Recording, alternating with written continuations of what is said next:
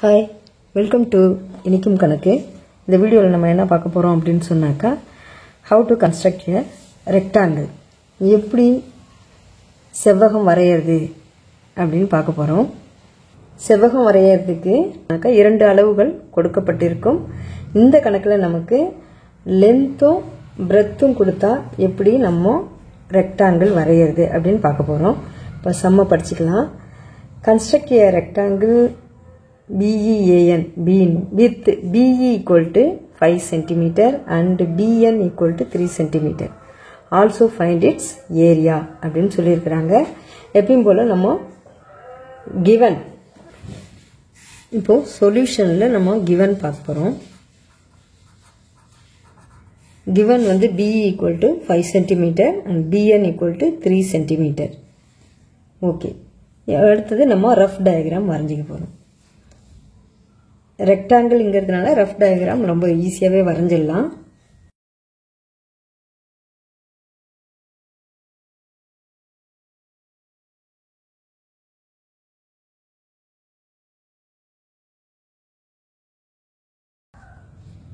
அப்படியே கீழே போட்டுக்கலாம். ஓகே, இதை ஜாயின் பண்ணிடலாம்.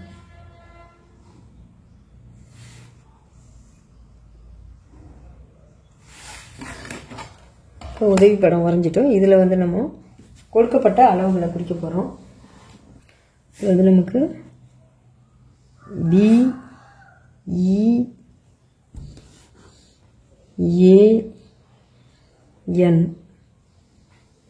பின்னு குறிச்சாச்சு. இதில் BE வந்து 5 cm, BE 5 cm. ஓகே, இது 5 cmனா இதுவும் 5 cm தான்.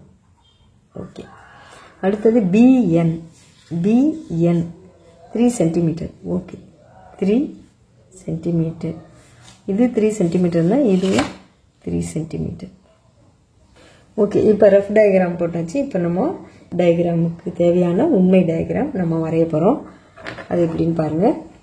முதல்ல நம்ம BE 5 cmங்கிற லைன் செக்மெண்ட் வந்து வரைஞ்சிக்க போகிறோம். 5 cm எடுத்துக்கிட்டு போடணும்.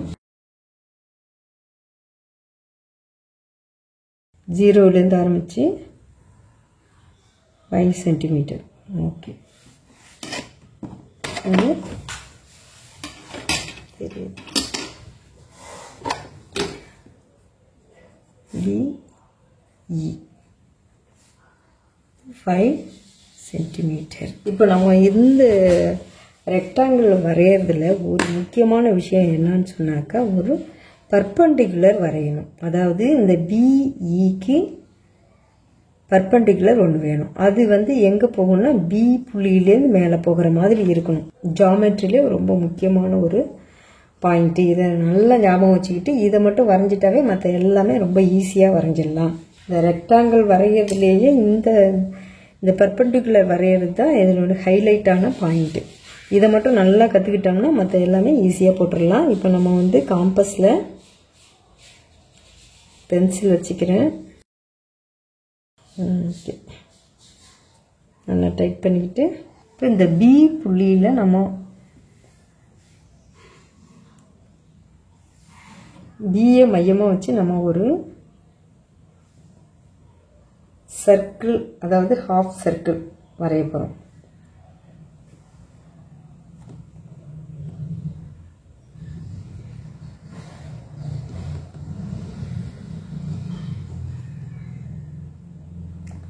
வரைஞ்சாச்சா?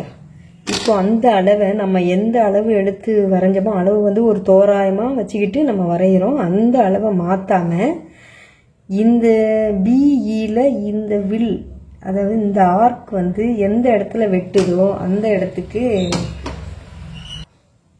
எம்னு கொடுத்துக்கலாம். எம். இப்போ இந்த எம், இந்த BM என்ன அளவு இருந்தோ அந்த அளவை மாற்றாமல் அப்படியே எடுத்து எம்மில் வைக்கணும். எம் புள்ளி வச்சுட்டு ஒரு வில் வெட்டணும். ஓகே, அடுத்தது இது வெட்டின இடத்துல இந்த இடத்துலேருந்து திரும்ப அந்த அளவை மாற்றாமல் ஒரு வில் வெட். ஓகே, இப்போ நமக்கு வந்து இது ஒரு பார்ட்டு இது ஒரு பார்ட்டு கிடச்சிருக்கு. இது போதும். இப்போ இந்த இடத்த வந்து இந்த பகுதியை தான் நம்ம என்ன செய்ய போகிறோம் அப்படின்னு சொன்னாக்கா இரண்டாக பிரிக்க போகிறோம். இந்த பகுதியை இதுலேருந்து இது வரைக்கும் இது கூட ஒரு பேர் வச்சுக்கலாம். இதை வந்து பின்னு வச்சுக்கோங்க, இதை கியூன்னு வச்சுக்கோங்க. இந்த பி கியூவை வந்து நம்ம ரெண்டாக பிரிக்க போகிறோம். ரெண்டாக பிரிக்கணும், ஒரு பகுதியை இரண்டாக பிரிக்கணும் அப்படின்னு சொன்னாவே எப்பயுமே அதில் 3/4 அளவு எடுத்துக்கணும். இது நிறைய கணக்கில் சொல்லியிருக்கிறேன். இது பாருங்கள், 3/4 அளவு எடுத்துக்கிட்டு அப்படியே மேலே ஒரு வில் வெட்டுங்க. அந்த அளவை அப்படியே மாற்றாமல் கியூவில் வச்சு இன்னொரு வில் வெட்டுறோம். ஓகே, இப்போ இந்த ரெண்டு வில்லும் வெட்டுற இடம் விட்கள், இந்த 2 விட்களும் வெட்டுற இடத்துக்கு இந்த புள்ளி, இந்த 2 வில்லும் வெட்டுற புள்ளி வழியாக நம்ம ஒரு கோடு போட போகிறோம்.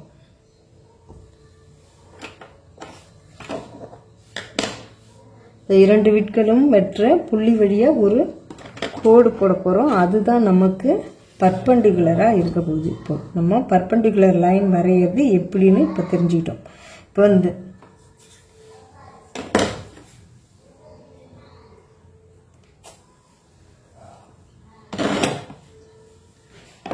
வந்து இந்த புள்ளியும் கரெக்டாக சரியாக நம்ம வந்து ஒரு கோட்டில் அமைகிற மாதிரி வச்சுக்கிட்டு போடுவோம்.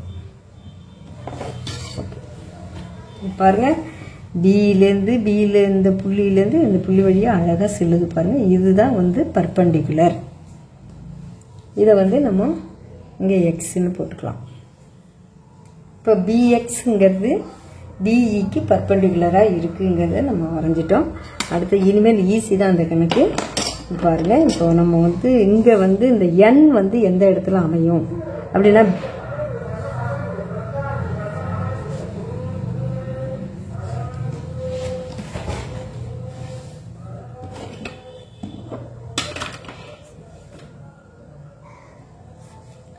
இப்போ இந்த பியிலேருந்து எண் எவ்வளவு தூரத்தில் இருக்குன்னா 3 சென்டிமீட்டர் தூரத்தில் இருக்குது. ஓகே, இப்போ நம்ம இங்கேருந்து 3 சென்டிமீட்டர் அளவு எடுத்து ஸ்கேலில் நம்ம அளவு எடுத்து அதை ஒரு வில் வெட்டினோம்னா அந்த இடம் நமக்கு தெரிஞ்சிடும். அப்புறம் நம்ம எண்ணை கண்டுபிடிச்சிடலாம்.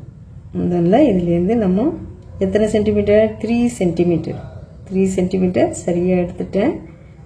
இப்போ வந்து நான் வில் வெட்ட போகிறேன். அந்த 3 சென்டிமீட்டர் எங்கே வரும் அப்படின்னு பார்க்க போகிறோம். கிட்டத்தட்ட இந்த இடத்துல அமையுது.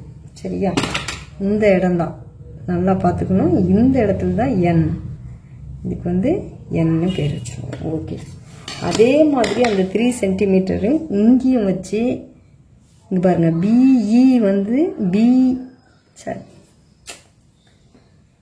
இஏ வந்து 3 சென்டிமீட்டர். ஓகே, இங்கேயும் ஒரு வில் வெட்டிங்க. அந்த அளவு வந்து மாறக்கூடாது. சரி, அடுத்தது பார்த்தாக்கா இந்த எண்ணிலேருந்து ஏ எவ்வளோ தூரம் இருக்குன்னா 5 சென்டிமீட்டர். இப்போ வந்து 5 சென்டிமீட்டர் நம்ம எடுத்துக்கிறோம். ஓகே, 5 சென்டிமீட்டர் எடுத்துக்கிட்டு திரும்ப ஒரு வில் வெட்ட போகிறோம். 5 சென்டிமீட்டர் எடுத்தாச்சு. இப்போ வந்து இதுலேருந்து 5 சென்டிமீட்டருக்கு ஒரு வில் வெட்டு. சரியா, இப்போ 2 வில்லும் வெட்டிக்கிற இடம்தான் இந்த புள்ளிக்கு ஏன்னு பேர். ஓகே, நம்ம இதை ஜாயின் பண்ணலாம். நம்ம ஓகே, ஏவை ஜாயின் பண்ணியாச்சு. அடுத்தது ஏஎன்னை ஜாயின் பண்ண போகிறோம். ஓகே, அவ்வளோ. இப்போ நமக்கு பீனுங்கிற PE 5 centimetre and PN 3 centimetre உள்ள ஒரு ரெக்டாங்கிள் வரைஞ்சிட்டோம். 5 சென்டிமீட்டர் போட்டுக்கலாம். இது வந்து 3 சென்டிமீட்டர். அளவுகளை கண்டிப்பாக குறிக்கணும். 3 சென்டிமீட்டர். ஓகே, இப்போ நம்ம வந்து ரெக்டாங்கிள் பரப்பளவு கண்டுபிடிக்கணும். அடுத்தது வரைதலுக்கான ஸ்டெப்ஸ் வந்து எழுதணும். நம்ம வரைதலுக்கான ஸ்டெப்ஸ் நம்ம எப்படி வந்து வரைஞ்சோமோ, ஃபஸ்ட்டு என்னென்ன செஞ்சோமோ அதெல்லாம் ஆர்டர் படி அப்படியே எழுதிட்டிங்கனாவே போதும். இது வந்து புதுசாக ஒன்றும் இதை படித்து எழுதணும் அப்படிங்கிறதுலாம் ஒன்றும் கிடையாது. ஃபஸ்ட்டு பிஇ 5 சென்டிமீட்டர் அளவில் ஒரு கோட்டு துண்டு வரைந்தேன். அடுத்தது வந்து அடுத்தது பிஇலேருந்து ஒரு செங்குத்து கோடு வரைஞ்சேன், பிஎக்ஸ் அப்படிங்கிறதையும் எழுதுறோம். இதெல்லாம் பாயிண்ட் அவுட் பண்ணாக்க 1 by 1 நம்ம பாயிண்ட் அவுட் பண்ணும்போது அது ஸ்டெப்ஸாக நமக்கு வந்துடுது. அடுத்தது வந்து நம்ம ஏரியா கண்டிப்பாக கண்டுபிடிக்கணும். கால்குலேஷன் பக்கத்துலேயும் வந்தால் கால்குலேஷன் பார்த்தோம்னா area of the rectangle, area இந்த ரெக்டாங்கிள் என்னது, ரெக்டாங்கிள் பேர் வந்து BEAN.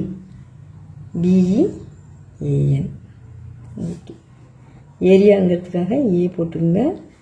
ரெக்டாங்கிள் வந்து L, length into breadth, square units. இங்கே வந்து எல் எவ்வளோ நமக்கு, எல்லுங்கிறது அதாவது 5 சென்டிமீட்டர், பி வந்து 3 centimetre, 5 into 3 15 centimetre square or square centimetre. Okay, இப்போ நம்ம வந்து area of the rectangle, therefore area of the rectangle BN is equal to 15 சென்டிமீட்டருங்கிறது கண்டுபிடிச்சிட்டோம். ஓகே, இப்போ வந்து நீங்கள் நல்லா புரிஞ்சிக்க வேண்டியது என்ன அப்படின்னு சொன்னாக்கா, ரெக்டாங்கிள் வரையணும் அப்படின்னு சொன்னாவே நம்ம இந்த செங்குத்து கோடு வரையணும், அதாவது பர்பண்டிகுலர் வரையணும் அப்படிங்கிறது தான் மெயின். அதுதான் ஹைலைட்டான பாயிண்ட்டு. அதை நல்லா ஞாபகம் வச்சுக்கிட்டு வரைஞ்சிட்டிங்கன்னா மற்றதெல்லாம் ரொம்ப ஈஸியாக வரைஞ்சிடலாம். ஓகே, பாய்.